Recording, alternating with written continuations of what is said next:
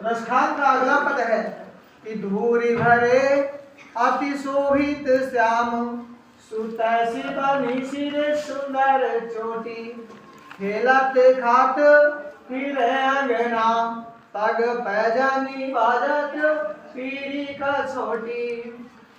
वा छवि को रस खाने विलोकत, वारत काम कला विधि कोटि, काग के भाग बड़े सजनी, हरी हाथ से ले गयो माखन रोटी।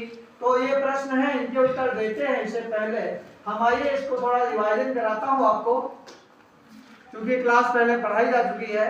रिवीजन के तौर पे आप जल्दी में इसकी व्याख्या देख लीजिए।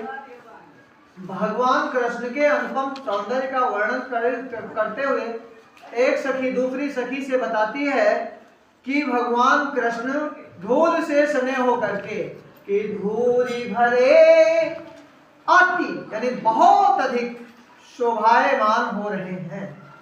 धूल से सने होकर के भगवान कृष्ण श्याम अर्थात कृष्ण जी बहुत सुंदर शोभायमान हो रहे हैं, और वैसे ही उनके सिर पर सुंदर चोटी विराजमान है। ठीक है, वैसी बनी तैसी बनी सिर सुंदर चोटी, अर्थात उनके सिर पर वैसी ही सुंदर चोटी विराजमान है। नेक्स्ट है कि खेलत खात फिरे आगे ना, खेलते हुए अंगना में माखन रोटी खाते हुए दौड़ रहे हैं। और कैसे? आम खेलत खात फिरे अंगना, पग पैजनी बाजत, पग यानी पैरों में पैजनी बज रही है, और पैरों में उनके पैजनी बज रही है, और पीली अर्थात पीले रंग की वो कसौटी का होता है बच्चों लंगोटी पहने हुए हैं।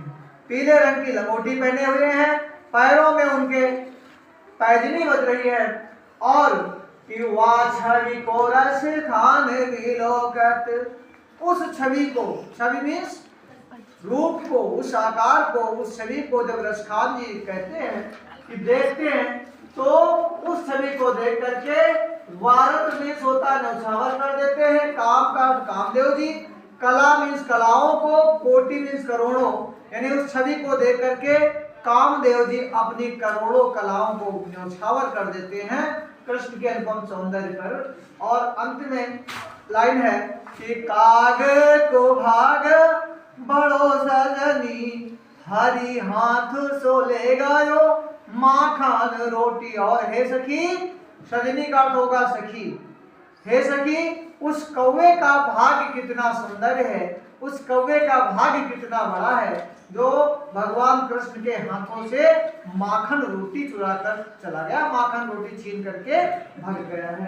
तो बच्चों ये इसकी व्याख्या का आपका रिवीजन था, क्योंकि क्लास पहले इस पर बताई जा चुकी है। अब इसमें जो आपके प्रश्न बन सकते हैं, पहला है प्रस्तुत पद्यांश का संदर्भ। के संदर्भ हमने कई बार बताया है, इसमें भी क्या होगा, उपरोक्त पद्यखंड उपरोक्त पद्यांश हमारी पाठ्य पुस्तक हिंदी काव्य के सवैया शीर्षक से संकलित है, जिसके लेखक रसखान जी। ओके, अगला है रेखांकित अंश की व्याख्या। तो रेखांकित अंश जो भी लाइन आएगी हमने पूरा आपको प्लान पढ़ाया है, आप कर सकते हैं। ठीक है, नेक्स्ट क्वेश्चन है उपरोक्त पद्यांश में किसे भाग्यशाली बताया गया, बताइए। कौवे के। ओके।